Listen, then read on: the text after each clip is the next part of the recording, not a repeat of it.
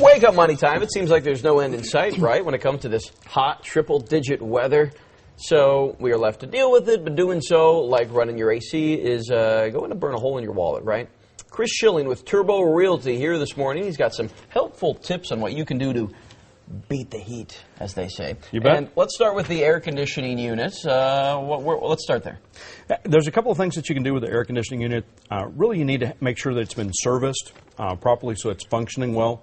A lot of times they're low on, freon, and so if it's not functioning well, then it runs all the time, and so then it will increase your electric bill. I had my AC guy out last year. You're supposed to service it or at least have them come out and check it like once a year or something like that. I mean, you want to check it frequently, right? Really ought to do it 2 times. One, the heater, because we don't use it very much in Texas and we don't think about the heater, but then also to check it before the summer months so it's twice a year that you ought to have them come out and just kind of make sure that the system's working well.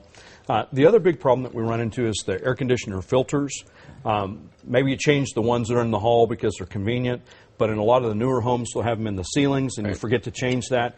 And it's like trying to, put a towel up to your mouth and then breathe.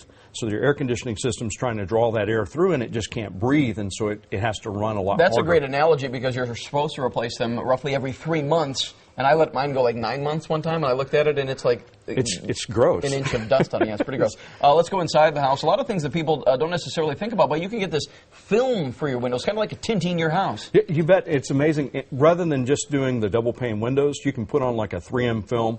It's reflective in nature.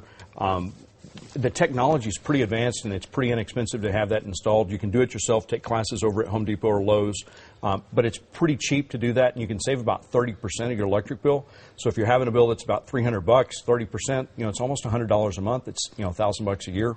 It's real money.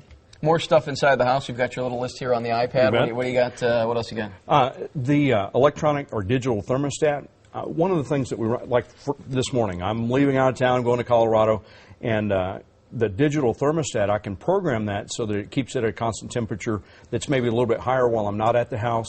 So, 78, 79, 80 degrees while I'm gone, and then back when I get back, it can be a lower rate. But that can make a huge difference because now you're not just cooling the house whenever you're gone at work.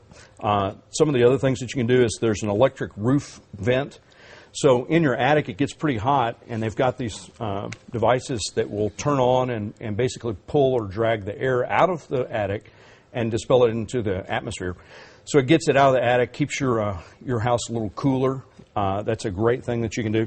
The other one that's kind of crazy is the portable air conditioner. Yeah.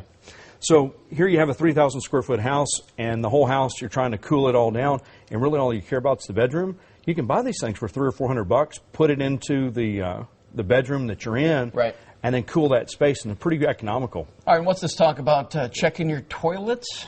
What is this about? It doesn't save any heat, but it's just we're talking about saving money. And one of the things that I ran into, my flapper wasn't flapping correctly, and so sure enough, it's draining water. I've been gone for a month, and my bill was $450. You can technically beat the heat with a toilet. I'll let the viewers fill in that one. You probably wouldn't. Not very. Never mind. I'll stop there. I didn't know you went to A&M. Wow. You can email him at chris.schilling. Chris, thanks for coming in. You bet, man. We're in the walk.